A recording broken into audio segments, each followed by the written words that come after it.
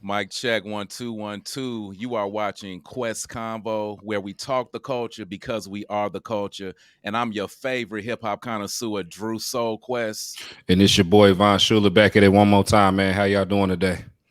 Oh yeah, oh yeah.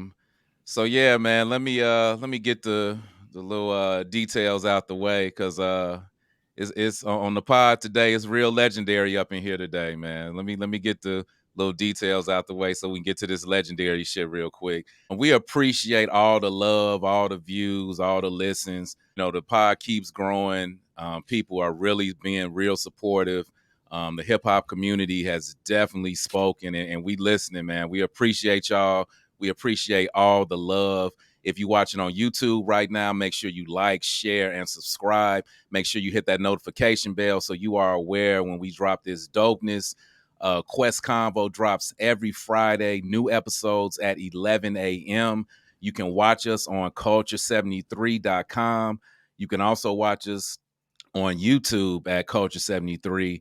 And if you can't watch us, put on them headphones, pop in the AirPods. You can listen to us on Apple Podcasts.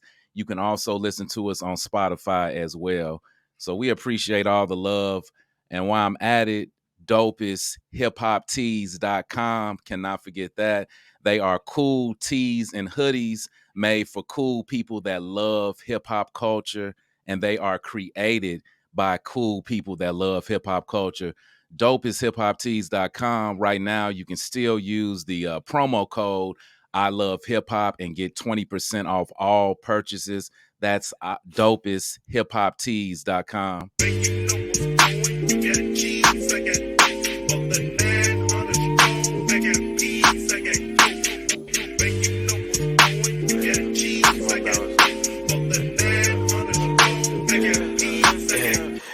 We work to work, you late to work, I holla and they send it. You know my pride was colder than Chicago in December. So like I was saying, man, it's feeling real legendary up in here today. With Culture 73, with Quest Convo. If y'all, mess with us, you pretty much know our foundation is based on bringing back the balance to hip hop culture as far as when it comes to media. Balance is very important. I'm a very versatile person when it comes to hip hop. I'm very diverse. I listen to everything. I like a little bit of everything. But we always want to focus on the ones that aren't a household name and that don't have all the limelight. Because the way the game is now, unfortunately, a lot of those, they are the dopest ones. Just because you in the limelight, just because you a household name does not mean you the dopest artist. It just is what it is. Truth hurts, but it's real shit. So that's pretty much, the foundation of what we do. And this man we got in here today, he is the epitome of that. King Thurz is on the pod today. Thurz, how you feeling, bro? Oh man, feeling blessed, man. Appreciate y'all having me on this show, man. Definitely. Man, hey, we appreciate it, man. It's an honor to have you here, man. So Most definitely. yeah, without a doubt. So yeah, man. Let's get right into it, man. It is definitely all about you today. Let's take it back to the beginning, man, and just let the people know who is Thurz. Oh man, Thurz is a artist from Inglewood, man. I'm a father, rapper, event producer, event curator, man of many hats, man. I'm just trying to always get it done and share the vision, man, and build community. Okay. You forgot legend, bro. You ain't say legend. Yes, man, appreciate that. Hey, thank you. Okay, for sure, man. So Inglewood, man. So I'm from the Midwest. I'm from Gary, Indiana. Vaughn is from Ohio. We can travel here and there a little bit. I'll say my first experience with being around like people from California, like my grandmother, she was from Oakland. I know I went out there when I was, a shorty. I kind of don't even remember like that. And then I had a lot of friends and shit like in West Hollywood, certain parts of LA. So I used to go out there from time to time. But my first up and close experience with people from Cali was actually, so I went to Langston University in Oklahoma. Went there for a few years. I kind of fucked that up, but I was out there for a few years trying. And my roommates and people that live like in the area of the dorm, they was all from the West Coast. That was the first time I heard about Carson, California. They was from Inglewood.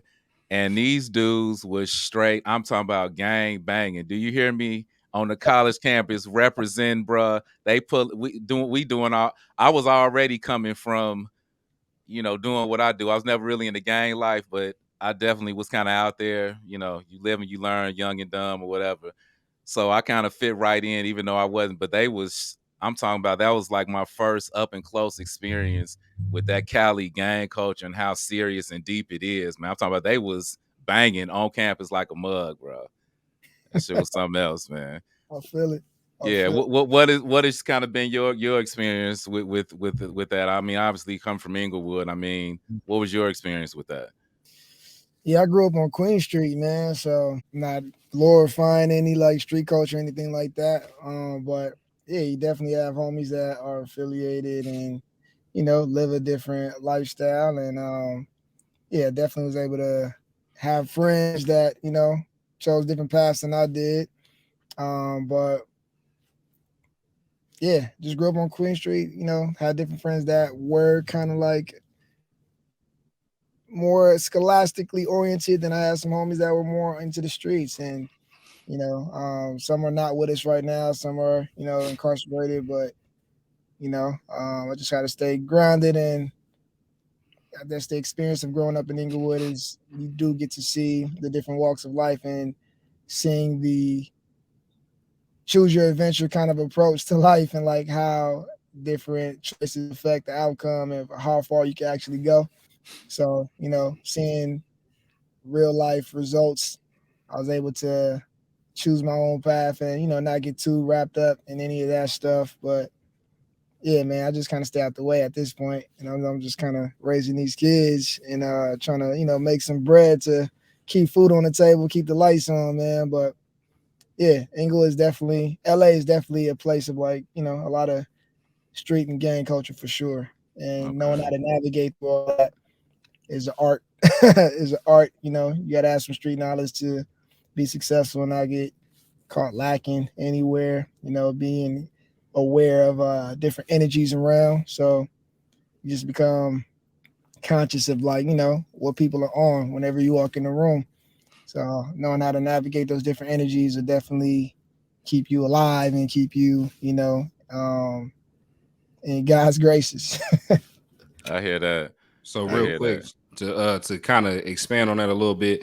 So from what I heard, a lot of different people, interviews I've seen, music I listened to, stuff like that.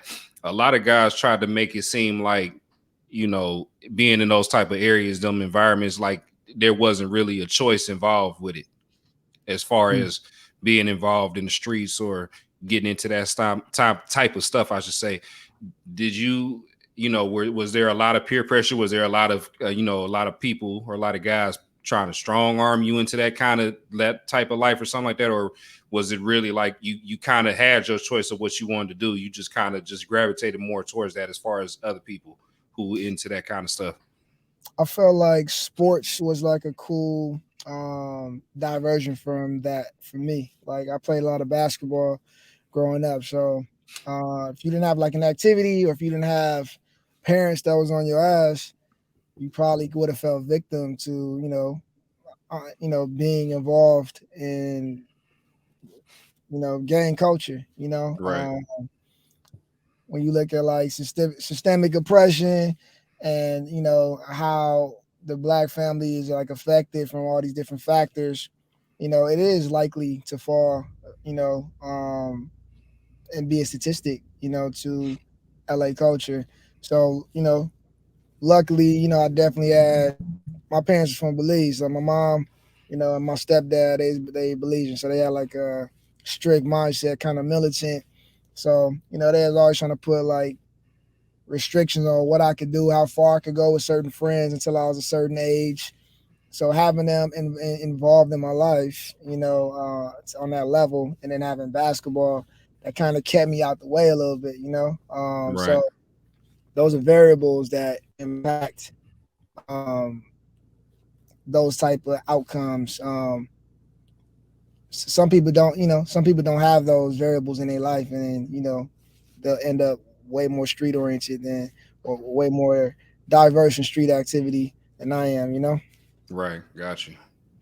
I feel the same way, man. I 100% feel you on that. That was similar to my situation where, I done some dirt in my times and kind of been out there, but even though I didn't have a dad, mama and grandmama, once again, was that balance for me. Like, okay, I can't be all the way out there because I got some kind of love and some kind of sense that I'm getting, some kind of foundation that I'm getting from home. So I feel you on that. Yeah. But yeah, man, with this music, man. So when did you first get into music? Like, what was some of your first experiences? What made you choose the path that you on now to just be the artist that you are? For sure, man. My uncle played a lot of like music earlier on. So I was born in Inglewood. My grandma had a house in South Central, so I spent a lot of time with my grandma. My uncle stayed there, and he was a lightweight music head. Put me on to a lot of like NWA, some Ice Cube, yeah, Cypress Hill, De La Soul. Um, so he kind of gave me like a melting pot of like the different rap and R&B that existed at that time. So I would take heed to that, and I say around like first grade, Crisscross was really influential for me. Like I feel like they resonated with me because they represented culture that I hadn't seen, and they almost looked as close to my age. So like seeing like kids, involved in culture, wearing some cool cross colors, and having like a cool song like Jump, that made me want to rap. So, seeing that, I would hit Kelso. I went to Kelso Elementary right across from the Forum. So I hit the playground and I started writing raps. And then we had this thing called intermission. So like the public school system at that time had tracks. So you either on track A, B, C, or D. And when your track wasn't in session, you were on intermission. So you had to go to like the local parks and hang out at the parks and do activities at the park. So I'll be at Darby Park and I'd be like rapping with some of my friends. We'd be on the football field, just trading verses, or writing our verses at home, coming back in the playground. Check this out. So that's kind of where the spark went off for me, and it never went out. So I did like my first talent show in third grade, and around like sixth or seventh grade, I did this show at the Current Affair for Manchester, um, and that was like my first real show. So like I just always had these different moments in my childhood to where I'm listening to rap and then trying to apply, different styles and trying to apply um, bar structures and learn how to count bars.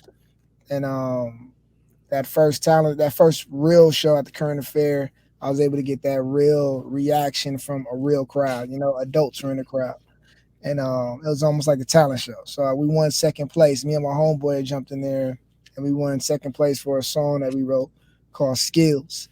And that kind of rush, having that reaction was like a high. So I always wanted to like go and seek out that high. And yeah, man, it just kind of continued on from there to when I got in high school and met up with the homie Jonas and the homie Unjust A&T. And he gave us our first real studio time. So, it's always these moments of like chasing these different highs from talent shows to actually getting in the studio, hearing yourself recorded on like a quality level, learning how to actually put a song together and kind of getting better, and then kind of having like a small catalog of music you could play and press play on, to your friends in the neighborhood. So those constant moments of having those different highs always kind of kept me going on the music side, and got into college and started throwing shows. I was throwing parties and I was throwing hip hop shows, and I was just doing that so I could put myself on. So just trying to like create an environment to where me and my friends could perform. So that kind of just continued to lead me down this path of where I'm at now. You know, doing like the party in my living room stuff, producing like the Juneteenth festival in the Merc with other partners and all that. So it always kind of pushed me in the space of where pushing the line of community and curating, authentic experiences for me to display my art and let the homies display their art. And, that's kind of been consistent for me down my path. Okay. Definitely, man. Yeah, your music, bro, it's definitely like it's hip hop all day, but once again, just a mixture. It's real hip hop, it's real soulful, it's hella West Coast. You definitely represent the West Coast well. They need to be proud of you out there for sure. Without a doubt. Some of my favorite joints from you, just right off, like the Target joint you got with Kenyon. Yeah. Bruh, just crazy. That one, outside, crazy, crazy. Saltwater, love that shit. That's my shit. Yeah, Hey, yeah, he loved that shit. I just put him on to that just actually a couple of days ago, and he can't get enough of that. Shit hey, is crazy. hey, And then the new joint, you got the Immaculate Skin joint. I'm just kind of getting familiar with that one in the last week or so. I fuck with that one. Um, Dreams is another one. And y'all listen, Quest Convo community, if y'all not familiar with Thurz, the songs I'm listening to, I feel these will be good starting points for you if you're not familiar with them. Like these joints I'm naming to me are like those undeniable joints. Like you can't hear this shit and be like, it's all right, or it's kind of whack. All this shit I'm It's gonna naming is, take you there. yeah, it's crazy. These are good starting points if you're not familiar with Thurz. Uh 1000%. appreciate Dreams is oh yeah, no problem, man. Dreams is dope. Uh One of my favorite rap songs, period, that I've heard in the last 5 years that stay in rotation for me is the joint you did with Hit Boy. The mood change. That's my shit. I love that. dope, dope. And then I'm gonna end it with well actually I got two more. This another one that's kind of back from. So I fuck with Asher Roth, I always have. We Yeah, actually interviewed him back in, it's been some few years back. We actually interviewed him, but on that Paps and Jazz project, the yeah. joints you got with GLC, what is that? Charlie Charlie Chaplin. Chaplin. That's Yeah, my shit too. That to the that's been some years ago. That shit still stay in my rotation. that's And dope. and then last but not least, this song should be the new Black national anthem. I know the one we got that's we've been singing for years, but this should be the new Black national anthem. Your joint Black Star.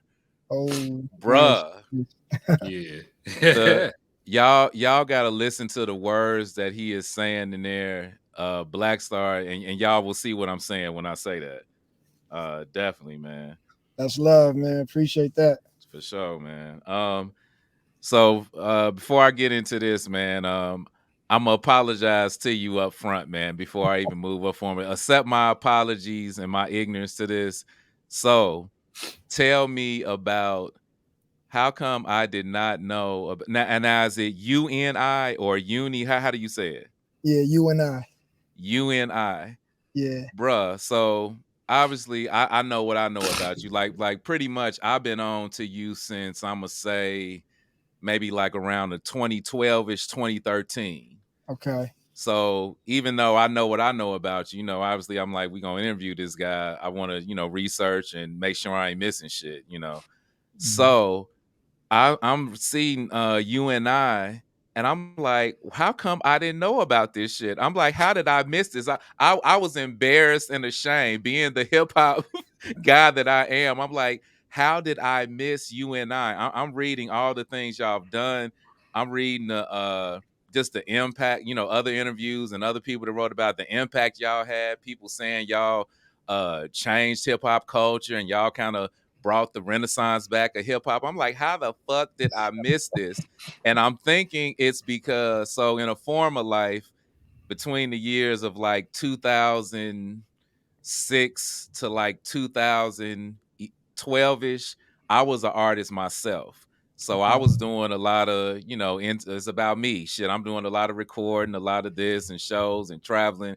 So that's the only thing I can come up with, man. But yeah, definitely tell me about You and I, man, what that was. Yeah, that was a big moment or a big era for me,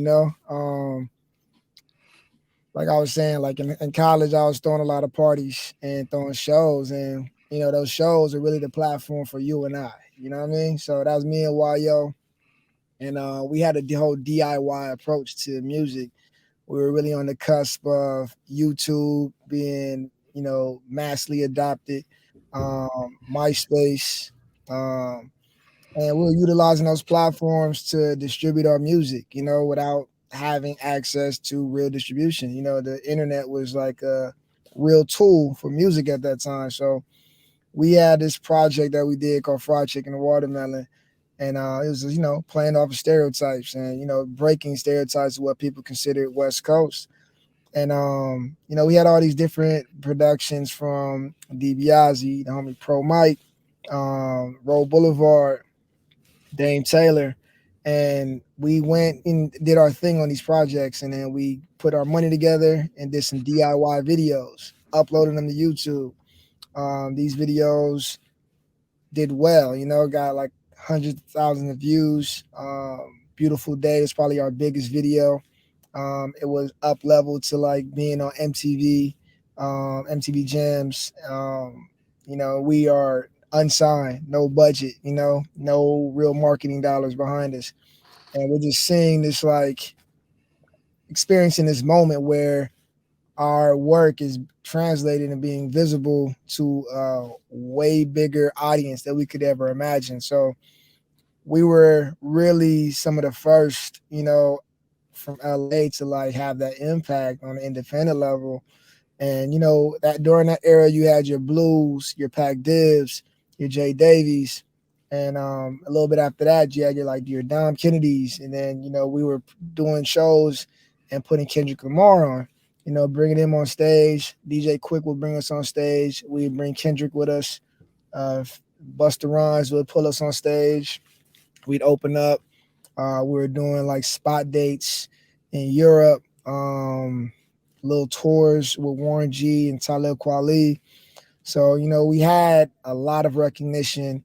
And around 2012, prior to that, because you said you start hearing about me around 2012, we stopped doing the group in 2010. We split and went, our own ways. We had disagreements or a difference in vision. I was a father. So, music for me was definitely artful, but I was trying to be more intentional about the art and trying to figure out ways to, obviously monetize, but make more meaningful art. And then, my boy Jonas, he was like free and living a life, you know what I mean? And for us to kind of come together, it was, we weren't seeing eye to eye, there's a difference in lifestyle. So that stopped the momentum drastically. We had opportunities to do bigger record deals. We had opportunities to do shoe deals. We had a contract with Adidas, independent, artist with a shoe deal. So, where we could have went, because we had a whole catalog or a lot of new songs with DJ Khalil. We had songs with a lot of new producers. And, our next move would have been our best move, So we would have been that household name, because with our Love Supreme project, we showed the ability to make records that can translate. Like we had a record with Miguel that was called Lately. We were getting mad radio spins on that. Video was in service. So, our next move would have been our biggest move. It would have been, way more impactful. So 2010 is when we stopped it. So, that kind of killed off a lot. And I just restarted my journey at that time, like 2011. So I had to build it from scratch twice, Right. So, yeah, You and I was definitely, I made a lot of relationships during You and I. I was able to acquire a lot of knowledge. And yeah, man, it's a necessary journey. Definitely appreciative of all the knowledge, but it is like a sour taste sometimes. So like, damn, we would have been as big as so and so. We would have been Yeah. selling out crypto like Kendrick. Like I always, Yeah. Yeah. but it is what it is. I'm still doing creative things and having fun and still taking care of business. So, you know, um, yeah, man, I'm still here by God's graces doing what I love.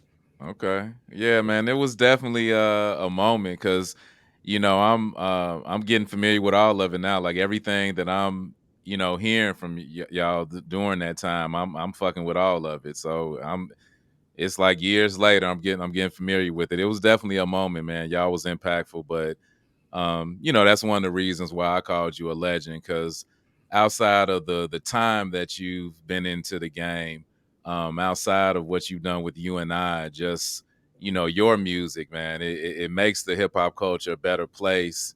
I mean, you have really made some super impactful songs, just super dope. You're one of those artists, and it's not a lot that's like that, but you're one of those artists like I haven't really heard nothing bad from you. You know what I mean?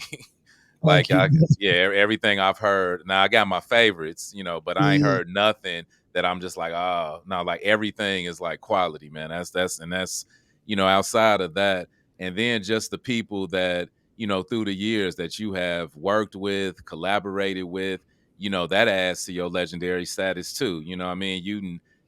Shit, Dr. Dre, like you mentioned, Kendrick Lamar, Busta Rhymes, 50 Cent, Anderson Paak, Hit Boy, Black Thought. Like those are major people in the game today that are still just pushing forward hard. And then just with Dre and Kendrick alone, those are like two of the hugest, they definitely the West Coast like all day.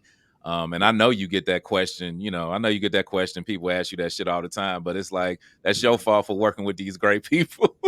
So tell me, like, how did that come about? Like your relationship and your work with Dre, and I know the earlier days with like Kendrick. How did all that, those two relationships form, and how did all that come about? for sure. On the Kendrick side, Dave Free, man. He introduced me to Kendrick's music, Mm, during the times we were like when we first met up with Dave and he was rocking with TDE. J Rock was the guy, that was the main mm-hmm, Yeah. emphasis of what Hmm. TDE represented. They would pull up to the Standard in downtown. We would get them in to the parties and have them come party with us.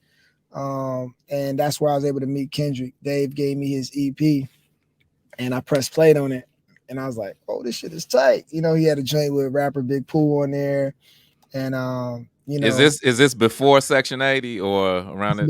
this is before Okay, Section 80. okay. So this is when I called Win, and I was like, "Yo, Dave, I'm fucking with this." And then I started pulling up in Carson to go, fuck with Kendrick and meet Absol, meet Schoolboy Q. And we did a few records. One of them was Bitch I Do This. It was a remix. And that was on Overly Dedicated. And then we did this other record over this LES beat. It's crazy. I doubt it will ever come out. But yeah, man, we just kind of like built our relationship really from them coming into the parties with us. And we were just hanging out.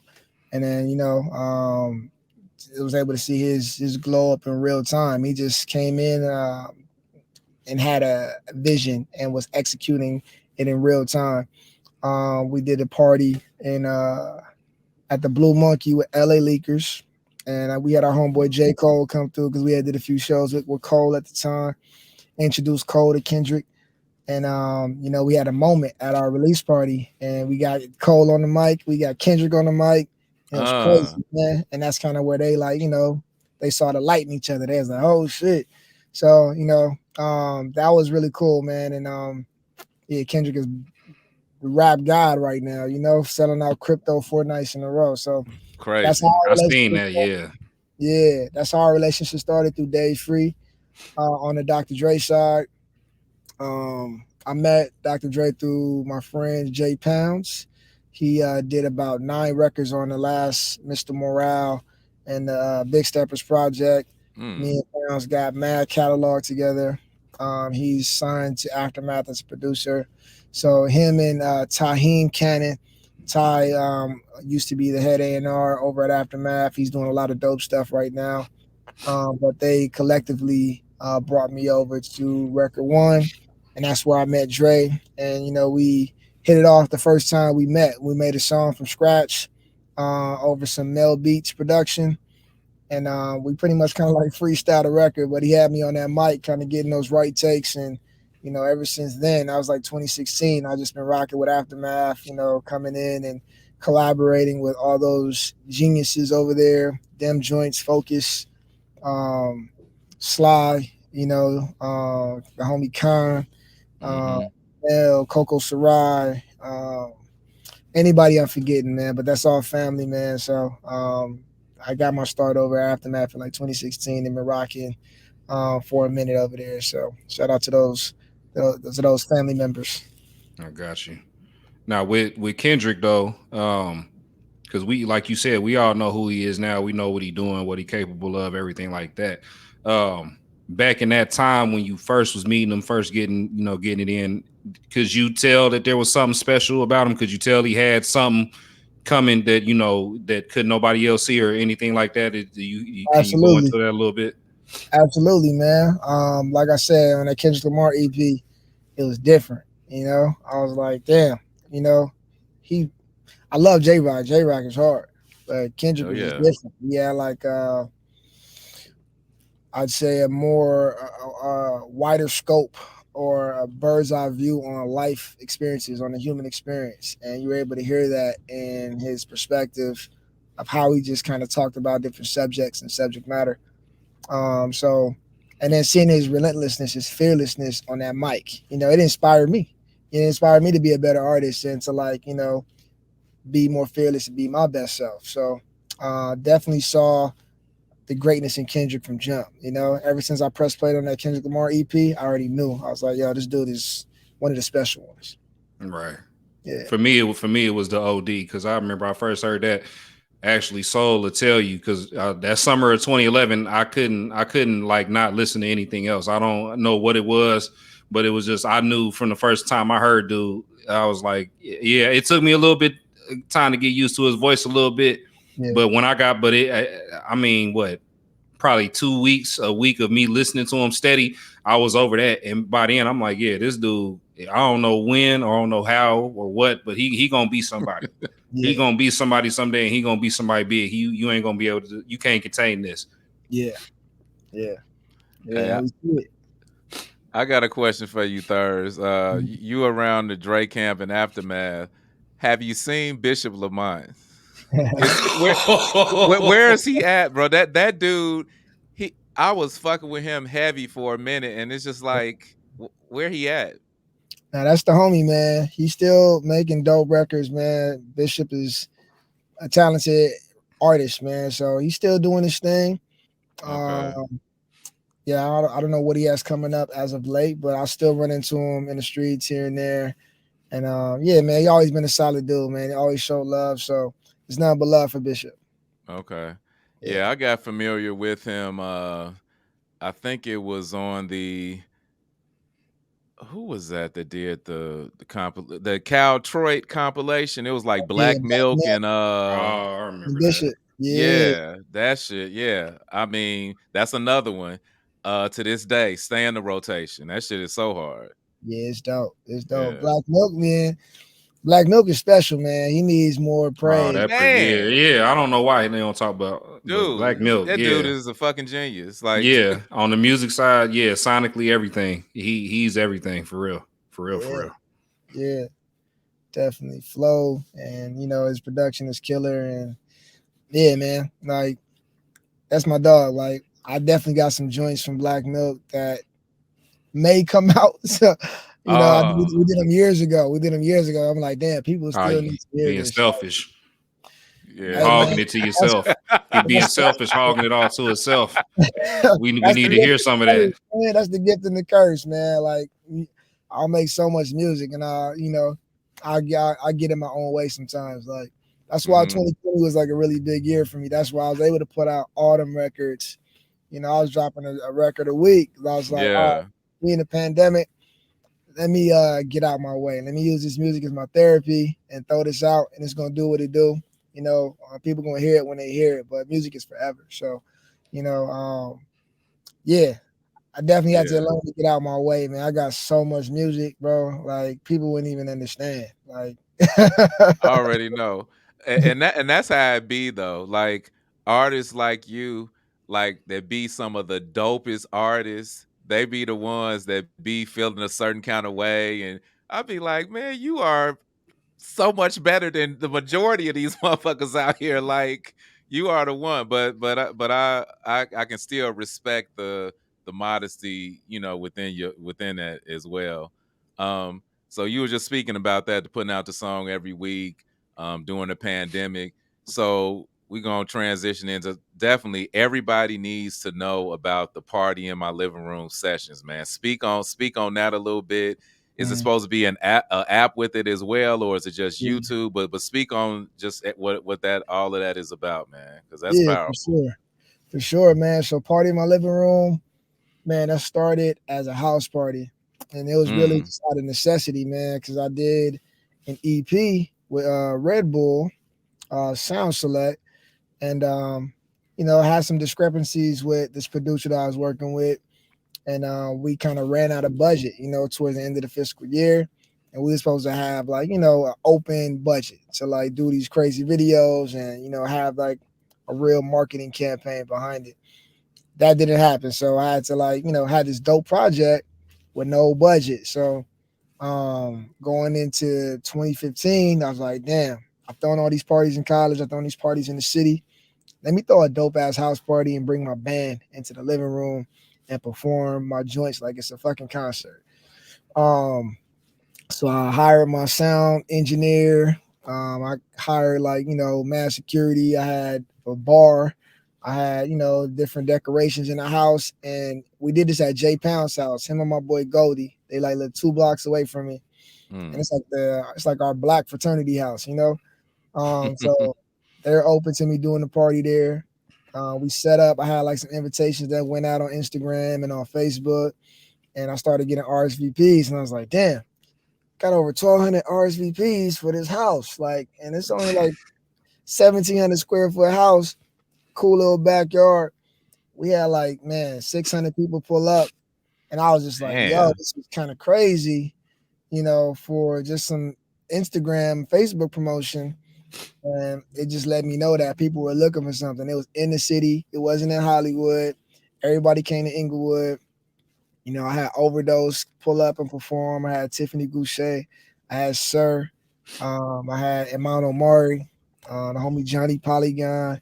It was just like my community of artists and friends. They all pulled up and we all killed it, performed, and mad women were there. Beautiful women from all around the city were there. So like it just lit a light bulb. I'm like, damn, I got to throw house parties and perform at all my house parties. I'm gonna just keep doing that. So I did that in Chicago, around Lollapalooza. I did Coachella. I did a lot of dates in LA. And then one of the highlights is where I partnered with Universal and Jordan Peele, and we did this Get Out party in my living room where we had OT Genesis come out, and Uh, we had like 800 people at this house party in the Don, just like View Park, kind of Baldwin Hills area.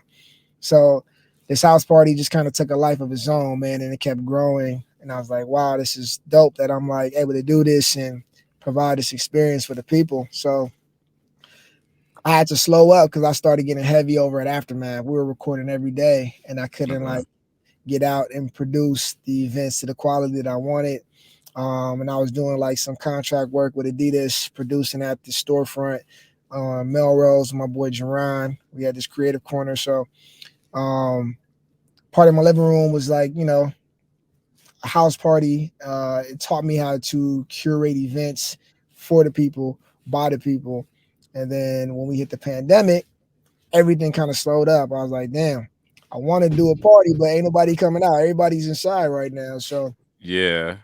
let Yeah. me pivot to a digital series. Let me like bring all the homies to my crib. Let me make sure they not sick or, make sure they herbed up. Right. Right. We started doing these performances in my crib, and mad people will pull up. So we like ran it for like a whole year. And then Juneteenth, the homies from Juneteenth hit me up and they wanted me to program the stage on some Party in My Living Room stuff. So I started taking the idea of my living room and put it on stages, on festival stages. So, it's just been an evolving concept where I take the neighborhood with me wherever I go. So right now we're in beta. We've been building this app.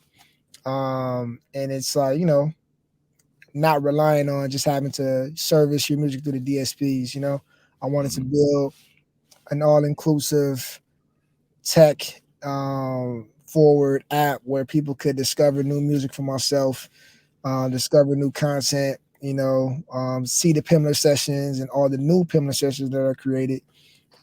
We have like other different content series that we're experimenting with, but it's all in one destination. And then you can like purchase NFT tickets to the events that we're going to be throwing. So, it's Web3, it's Web2, and it's like, a lot of all my IP on this app, and it's going to be accessible to all the people that follow me. So just been trying to figure out ways to add value for my community and for myself, and maintain ownership of that and try to amplify it by all means. Nice, man. Yeah, that's what it's about, man. Direct to consumer. You know what I'm saying? That's what it's about, man. Get the people what they want. Cut out the damn middleman. Get all your coin, man. That's definitely what it's about. But yeah, man. The living room shit, I love it. Like it just feel good. It feel like everything you saying with it. It feel good. It feel family orientated. It's just a good vibe. It feels super organic. It's all that, man. I was loving it. Like it was like I'm not familiar with like a lot of people that you had singing and on there and stuff like that. But it was some of them sessions, bro. It was straight like touching me a little bit. Like I'm feeling real soulful, like in church type shit. I'm like, yeah, man, you got a good thing going with that. Yeah, definitely keep that going. Thank you, bro. Yeah, without a doubt. And speaking of that, so tell me about like watching the living room sessions, man. One dude stuck out to me. Tell me about the Fat Ron dude, man. He is a character for you a bad bitch. That's my shit. He's a character. Yo, that's my dog right there, man. That's a real Inglewood official, homeboy right there, man. I met Reezy probably like 2012. I was like Okay. working with the homie Phonics. We were like had the studio in Hollywood, and him and Sir and Smoke, they were working out of this, studio right next to ours, and it was called the Dorm. So I met Reezy right there. He's like, yo, where you from? And I'm like, Inglewood. Like, we from Inglewood too. And then it was just that connection ever since there. And then I started having these sessions, and they would pull up, and it was just an automatic love. Wherever I was at, they was always showing love. So, me and Sir got joints. Me and Fat Ron got mad joints, and he's somebody I always like believed in because he's so unique in his approach, and it's comical too. It's almost like, Yeah. he's like the party starter, So Yeah. I'm always down to have him on stage, and I got a whole project with him and the Europe. We call ourselves Lil Rose. So, I'm all about collaboration and involving all the homies that are authentically themselves. So, definitely had to have him at the Pimlr sessions doing the Bad Bitch records, and he has some other joints that he's going to be releasing soon. So he's somebody I support. He's somebody from Inglewood, and yeah, man, definitely love Reezy. Okay. Yeah, man. Like pretty much everybody that I've seen you collaborate with, do the songs with in the Party in My Living Room sessions, like I mean, everybody is. You can just tell, like everybody's on the same vibe. It's just like I said, a real good creative kind of feeling. So, are you like these artists that's been part of that? Are you trying to do anything as far as any kind of label situation of your own, or artist management or anything like that, or are you just sticking it to the collaboration point? I've thought about the label stuff. I mainly just want to like utilize my company to like, I'm down to be a tool to help all the homies out. Um, I don't look at myself as like a real record label, but I look at myself as like a lifestyle company. So, Okay. and it's based around collaboration. So most of the people that you'll see me with, I have a project with. So all the producers, I got like 16 albums. Like Damn. Shafiq Hussein, 14KT, Jansport J, J Pounds. Jake One, DJ Khalil, Battle Cat. I got projects of all these homies, man, and Fat Ron, Iman Europe, New You and I project. So everybody you see me with, I'm all about collaboration. And then if I can use my company to service that project and add this value through through the tech side of things, what I created through the event side of things, what I created, I'm definitely down to do that and kind of build out more extensive marketing plans. So, I'm more of an entertainment lifestyle company than a music label. Mm. Yeah. Okay. Okay. Yeah, definitely, man. I also I appreciate, like I can tell that you really care about no matter what kind of song you doing, you really care about the musicality of the sound. You know what I Yeah. mean? That's something that I really appreciate because once again, I like all kind of rap, all kind of hip hop, and you know what I mean. But at the end of the day, I feel a lot of artists forget no matter what genre it is, it's still music. You know what I mean? Like sometimes, how can I explain it? I think, especially the way producers are now, everybody is on a program, on some software or whatever, doing what they do.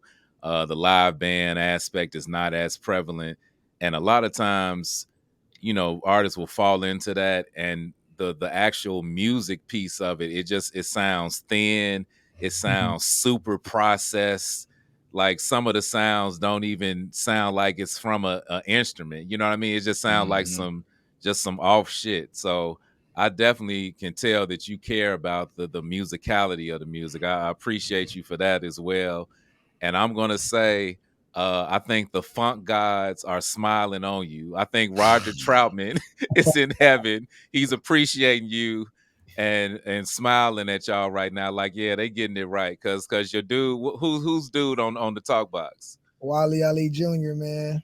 Yeah. Man, I love it, bro. Like it just adds the talk box, and a lot of youngins don't know about that because they just know about the auto tune or whatever. And to me, especially the way music is now, they oversaturate it with the auto tune where it thins it out. It sounds extra whiny. It gets almost like annoying. You know what I mean? But that talk box, it got like that solid bottom to it. It adds to the music. It's just like a whole nother instrument, man. I love y'all got that, man. That shit's dope as hell. Thank you, man. I talk Yeah. about that's my favorite instrument, man. So, if I could Yeah. make Roger shine from heaven, I'm Yeah, definitely bro. about that. So shout out to Ohio. That's where a lot of that funk and player, Yes, sir. stuff came from, Yes, man. sir. Yeah, yeah. Most of Hmm. that came, all that from Lakeside. Most of that come from Lakeside, around the corner from where I come from. So it's real close to home when I hear all that kind of stuff. So yeah, for sure, man. I appreciate that shout out. Yes, sir. Yeah, definitely, without a doubt.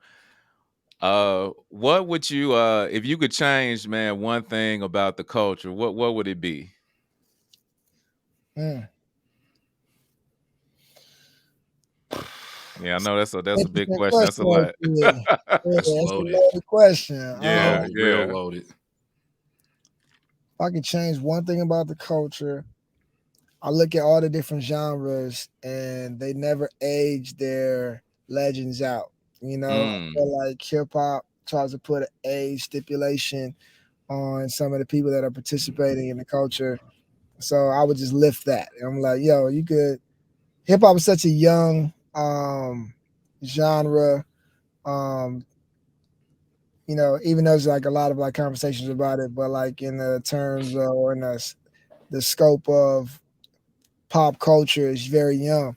So I would just kind of lift that. I'd be like, the fly shit you're probably gonna make is probably gonna be from somebody like a Jay-Z or somebody like a 2 Chainz, because they're so much more experienced than the youthful, person making a record. So, lift that ageism, or that this person's too old to do this. You're supposed to be listening to these older people because they got all the game. They're gonna teach you how to get rich quicker. You're gonna see mistakes they've made, and pick up on the game. So, I would change that about the culture. That the older you are, probably the better you are. And that's really the only genre of music where you kind of really see that. Like you don't really see that in a lot of rock or a lot of pop. It's just like, I don't know what it is about black folks, and black folks want to put a whole bunch of shit just in this box and just put it under the bed. And I'm just like, damn, just let them do what they want to do. If it's not bad, if it's not terrible, there's plenty of examples of rappers who, age is literally just a number. That don't matter. And they shining on and shitting on younger cats. So I definitely agree with that. Definitely, that's something I would do my damn self. Yeah. It's room for everybody, man. It's room for all the young cats. It's room for all age groups. Everybody's listening, and everybody's looking for something to connect with. So there shouldn't be no limitations on what's promoted and what's made popular, or what should be held in the highest regard. Let the people decide. And yeah, man, we got to celebrate our OGs. Yes, sir. Oh, all day. Yeah, me and I had that conversation a lot. Me and Vaughn had that conversation. I've had that conversation with multiple people, and I really don't know what it is. I think because maybe part of it is because the core of hip hop, or the beginning, like it's an art form that comes from the streets. So, the youngins are, well, some of these old niggas too, but the youngins are always gonna kind of be in the streets or whatever. And I think part of it comes from that. But then also, I like to see that narrative is kind of starting to change. Because like you said, we just getting through kind of like the first generation of hip hop, where a lot, honestly, like you said, the older artists are the ones that are really the best. Your Jay-Z's, your Rick Ross, your Pusha T's. You look at Griselda, all them is older. You know what I'm saying? So it's so many artists that are, they a little bit older now, but they are really the best artists. They the standout ones. You know what I mean? Yeah. So Absolutely. yeah. And I've been also saying that too. Like, so to me, obviously, like as far as mainstream media goes, the South has kind of, their sound at least has kind of been dominating the mainstream media as far as like radio and stuff like that. The new release playlist that come out, the South has been dominating that. But even within that, I've been saying for a while, to me, and I think my word means something, because like I said, I stand strong. I'm cocky with my shit as far as my knowledge and how I have my ear to the street and to the internet and stuff like that.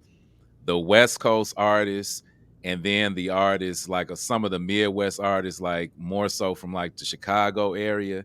Yeah. Y'all are the heaviest artists to me, like as far as the substance and what y'all really presenting and how you really care about the music that you put out.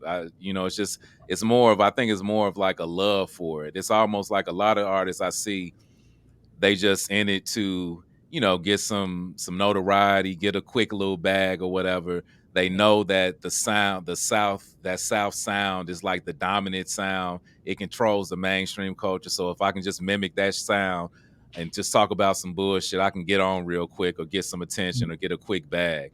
But definitely the West Coast. And then, like I said, a lot of from what I've seen from Chicago, y'all really, y'all got it for real. As far as the quality of artists, yeah. No, I feel you, man. I love a lot of artists from Chicago. One of the people that stand out over there is the homie Mick. Well, I don't know him personally, but Mick Jenkins. Like, I think he's so my guy. Yeah, that's my guy. That's my guy. Mick Jenkins. I'll go ahead. I was just saying, like, he's raw, man. Like, his approach, his lyricism, Even the stuff he was doing with K Tronada, you know, on that Bubba album, and some of the new stuff that he's doing with the homie Amon Omari, you know, he's not boxing himself in, and Mm-hmm. I think that's a dope perspective to have on music, is, you know, not to be locked into any parameters of any like soundscape. Um, yeah, but I fuck with Chicago tough, man.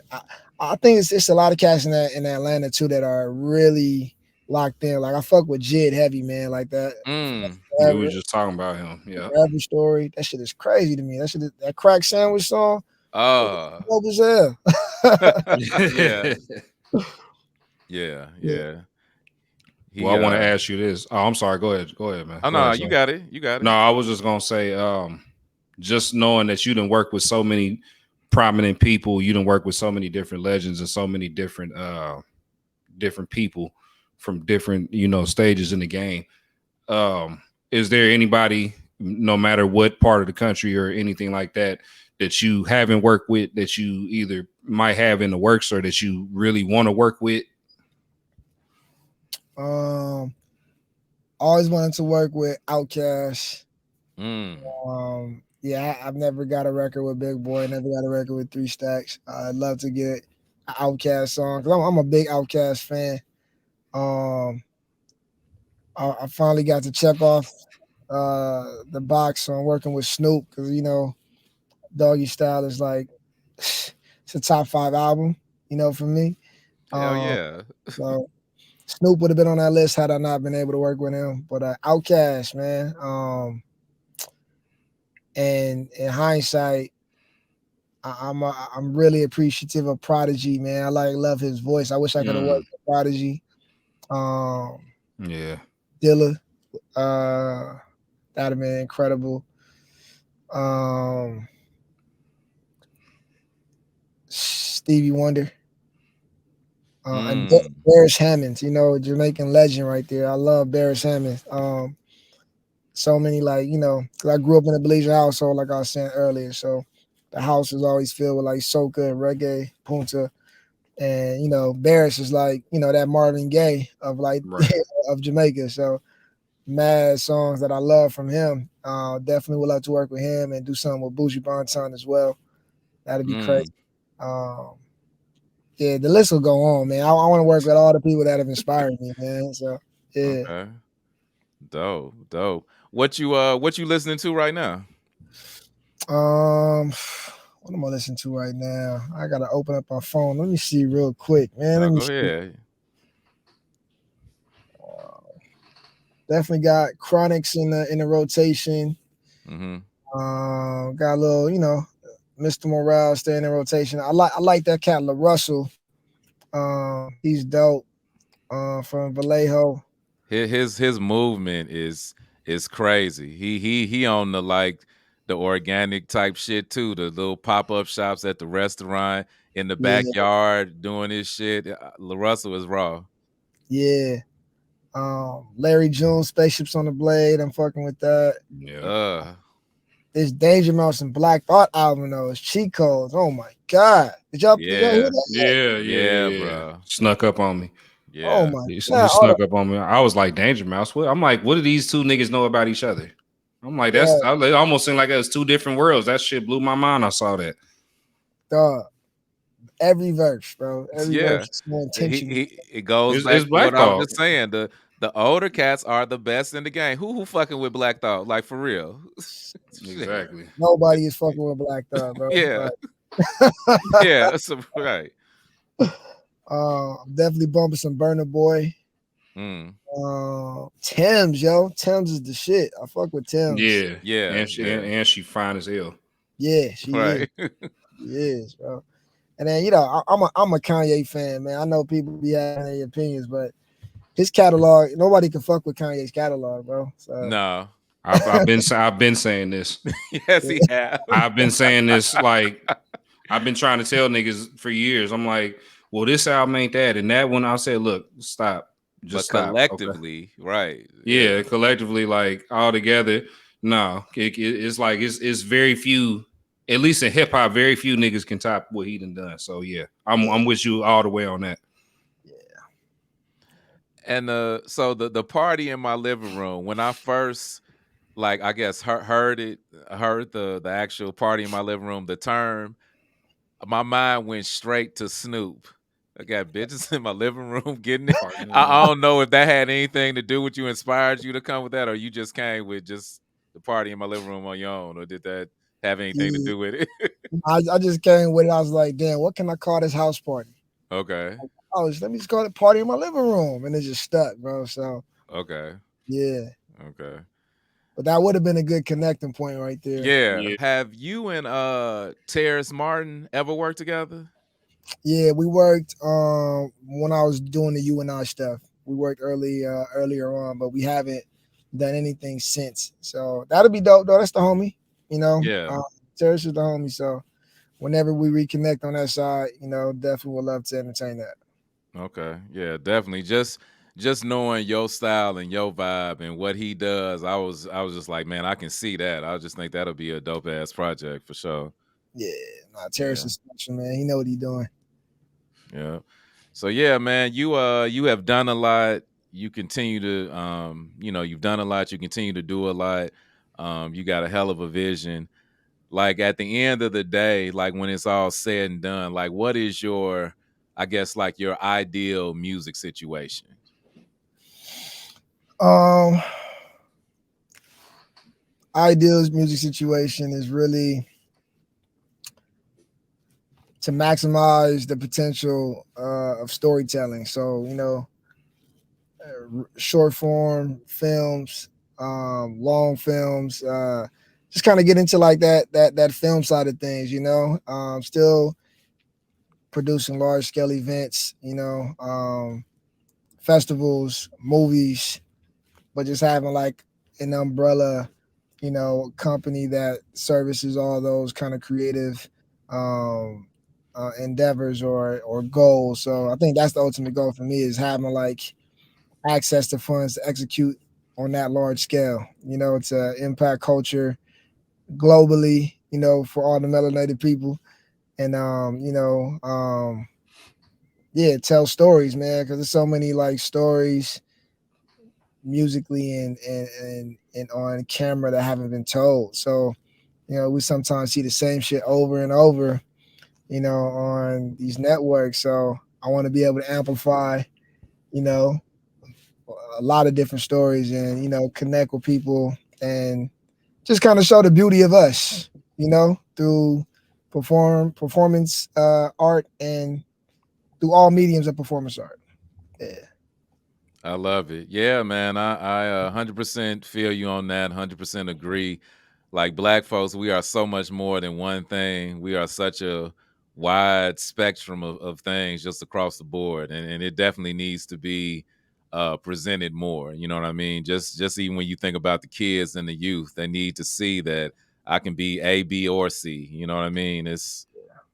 I feel you on that. We definitely appreciate you joining us today. It's been great conversation. Anybody that wasn't familiar with you, I definitely hope they get familiar and check you out, man. Because you like I said, I call you a legend because of, like I said, what you've done. But your music is it's some of the best music out there, some of the best hip hop out there. Y'all got to get familiar. You will not be sorry. Thurz is a treat for your ears, without a doubt, man. But Thank you. before we get out of here, man, just kind of tell Quest Convo community kind of like what's coming next for you. Definitely dropping your social media and all that good stuff. Yes, sir. Yes, sir. Most immediate. Party in My Living Room app. We in beta right now. We're gonna have that app available, to the masses very soon. So hit us at partyinmylivingroom.com. Subscribe and you can definitely be a beta user. We got the Pimlr Create TV series coming very soon. We got that pilot. We're shopping it right now, but stay tapped in. And yeah, follow me on Instagram, King Thurz, Thurz. Follow me on Twitter, Thursday, Thurzday. And YouTube, man. Just search Thurz. I should pop up on there for you. But partymylivingroom.com. If you want anything, want to learn anything about me, most of the information is there. And Pimlr app, Pimlr Create. Definitely. Love it. Love it. So there y'all have it, Quest Convo community. We have been talking to the legendary Thurz. Once again, y'all get familiar. Peace and love to everybody. Like I said, y'all continue to support us. Keep it moving. Like I said, we are for the hip hop community because we are the hip hop community without a doubt. You have been watching Quest Convo, where we talk the culture because we are the culture. And I am Drew Soul, Quest, your favorite hip hop connoisseur. And it's your boy Von Schuler, man. Until next time, we are out. So, peace and love. Yes, sir.